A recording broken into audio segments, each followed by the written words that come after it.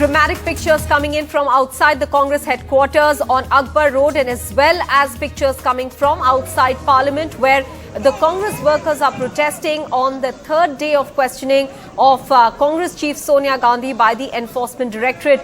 She was questioned yesterday for around 8 hours and on Thursday for around 2 hours, making it 8 hours of questioning. That's already over, where she answered 70 questions. Now today, the Congress workers are out on the streets alleging that the agencies, for instance, the Enforcement Directorate, is being misused by the ruling government, by the ruling party, the BJP, against its opponents. In this case, the Congress chief Sonia Gandhi. Many have been taken into preventive detention. As you can see there, a bus full of Congress workers there are being taken away to a police station as part of preventive detention. We've also seen B.V. Srinivas being taken away by the police after those protests broke out. Many of the women workers, party workers, have been alleging that the police have been manhandling them, pushing them and shoving them into the van to take them away. The other issue that they are also raising is the issue of a price rise, inflation, the economy of the country. They are saying that the government is not allowing them to hold a proper discussion as far as these issues, pressing issues for the country are concerned. So yesterday we had seen Rahul Gandhi sitting on dharna close to the Parliament, which is in central Delhi itself on Rajpath. We saw him sitting there and protesting, after which he was taken away by the police in a police vehicle. That was with regards to price rise and other issues. Remember, at the moment around 24 opposition members of Parliament in all from both houses have been suspended over what has been called as unruly behavior by the opposition. The opposition says that they have simply been trying to raise the issue which is of pressing need to be discussed at the moment by the government. But these are pictures coming in on the left-hand side of your television screens from outside the Congress headquarters in Delhi, and on the right-hand side of your television screens from outside Parliament, where Congress workers are out in full force protesting against what they allege is the misuse of agencies by the BJP against its political opponents. So Sonia Gandhi being questioned for the third day today by the Enforcement Directorate. We understand, as per sources, this is going to be the final day of her questioning today. However, the Enforcement Directorate only clarifies that by the end of the day as to whether or not the person has been summoned again for questioning.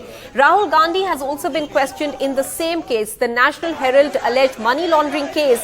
That was in June. He was questioned for 5 days. Sonia Gandhi is undergoing that questioning for the third day today. In all, between Thursday and the questioning yesterday, she's been questioned for about 8 hours. Sources say that she's been answering pretty swiftly to the questions that are being posed to her, and the involvement of the Gandhis as far as the Associated Journals is concerned, those that as well as Young India Limited. These are the enterprises under the scanner at the moment, considering that there is a case of money laundering as far as National Herald newspaper is concerned. Now, Sonia Gandhi has been asked about 70 questions, is what sources point out, in 8 hours. These 8 hours include 2 hours of questioning on Thursday, that was day 1. Last week, and 6 hours of questioning yesterday. She was questioned in 3 hours batches, twice yesterday, first before lunch, then after lunch. In the entire 8 hours period, she has been asked about 70 questions which she's answered. Moreover, as far as the Enforcement Directorate is concerned, the statements that you make before the ED, and this is the contentious point which in fact was also raised in one of those, in quite a few of those petitions that were before the Supreme Court, which now the Supreme Court has settled only this morning. This was with regards to the statements before ED being admissible in court as evidence. Now, the Supreme Court today has upheld all the parts of the Enforcement Directorate under PMLA, saying that neither are arrests arbitrary, nor are the provisions of arrest, seizure, investigation under the Enforcement Directorate's sweeping powers that have been granted to it under PMLA. But these are some of the contentious issues that continue to remain, and especially at a time when the opposition has been constantly alleging that agencies, the central agencies, be it the Enforcement Directorate largely or the CBI, they have been misused by the centre, by the BJP against its political opponents. At the moment, what do we have? ED cases against the Gandhi, Sonia Gandhi, Rahul Gandhi included. There have been summons to Shiv Sena leader Sanjay Raut as well. Partha Chatterjee, Trinamool Congress minister, has in fact been in the custody of the Enforcement Directorate till the 3rd of August. And also Farooq Abdullah, former Jammu and Kashmir Chief Minister, charge sheeted in a case related to Jammu and Kashmir Cricket Association. But at the moment, protests with regards to Sonia Gandhi's questioning.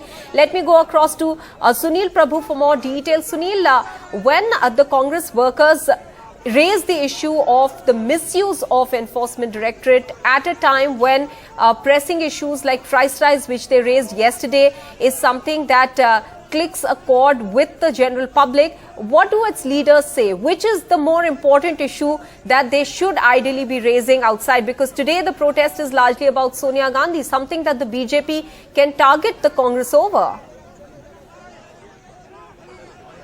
Well, it's not about targeting and it's not about which is an important issue.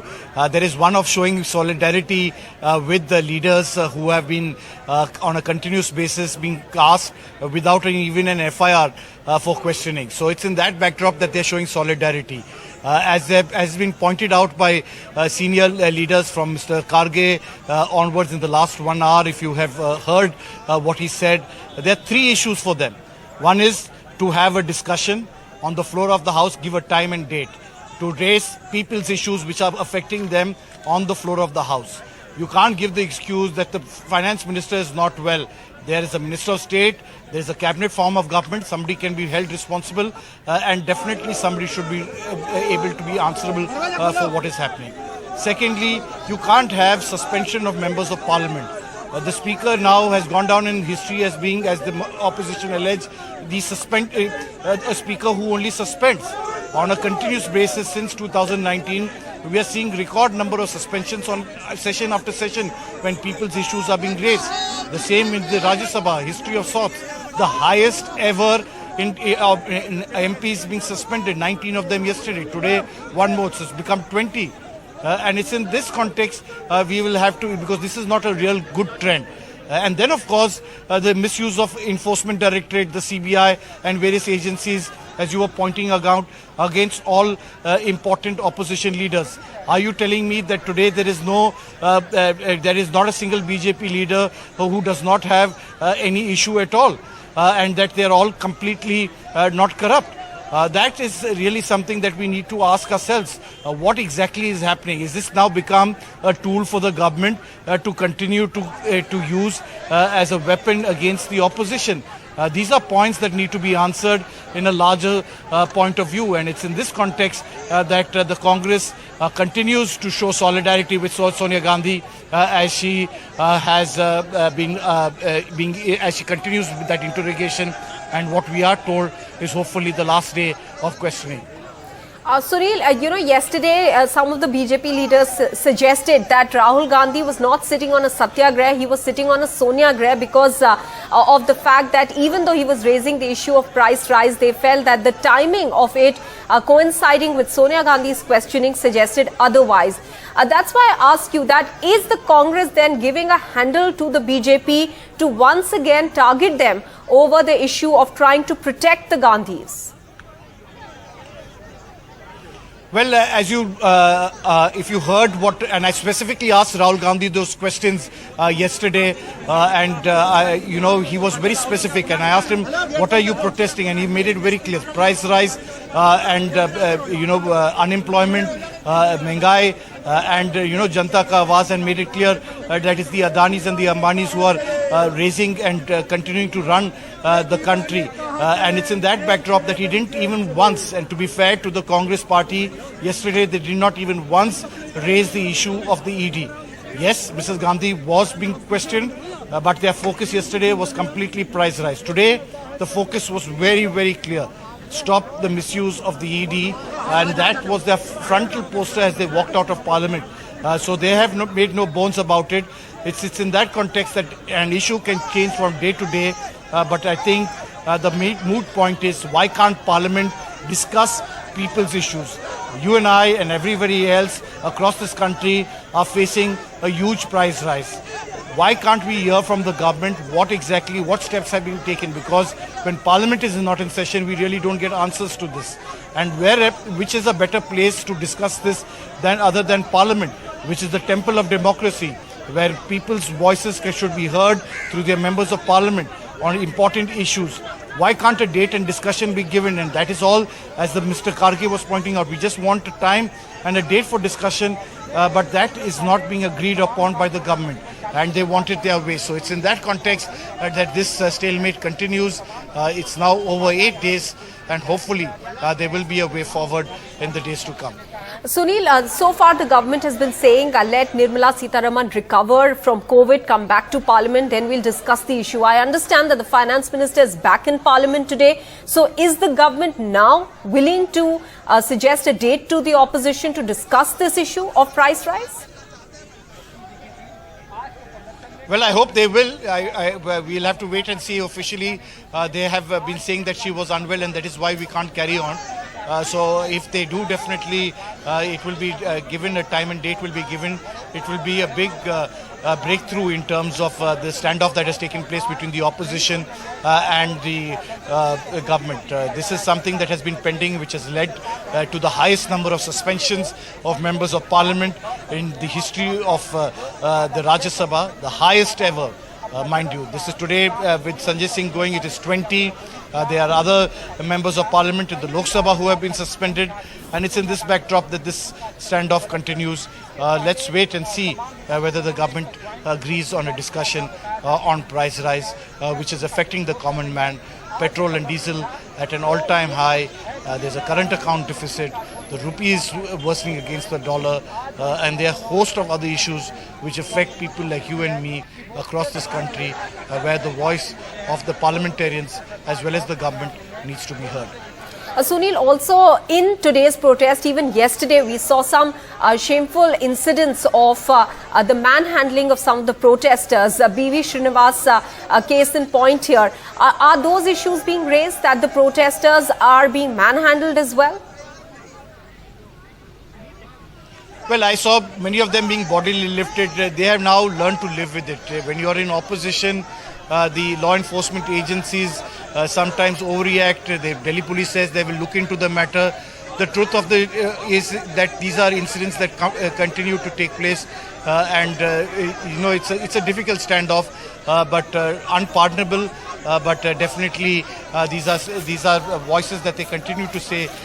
For example, you can't even enter a political office without an identity card. They're restricting people. I mean, when we say we are the largest democracy and the police not permitting you to enter, for Congress workers and Congress leaders who want to enter their office, they are being denied. Then, there are huge issues and huge points that have to be addressed. But this is definitely the way the present regime functions. Also, very quickly, Sunil, as far as Lok Sabha is concerned, the 4 members of Parliament who were suspended have been suspended for the entire session. What happens to them as far as the voting for the vice presidential elections are concerned? Will they be allowed to do that? Yeah, they will be permitted to vote. You cannot deny them a vote. A suspension of an MP is only for the functioning of the House. It does not deny them their right. They are voters and they will definitely have the right to vote in the vice presidential elections. Also, as far as the Rajya Sabha is concerned, Sunil, you're pointing out this is the first time ever in the Rajya Sabha that so many members of Parliament, 20, have been suspended. This is for this week. Are they going to raise this issue once again with the chair? Because we still have a couple of days left in the week and they would like to raise issues like price rise again in the House, isn't it? So I don't think you heard Mr. Karge a short while back speaking to us exclusively saying that he himself along with other leaders went to the Vice President, the Chairperson of the Rajya Sabha, raising these issues to ensure that a wave can come forward for a date and time for a discussion on price rise, for ensuring that those members of parliament who have been suspended be revoked.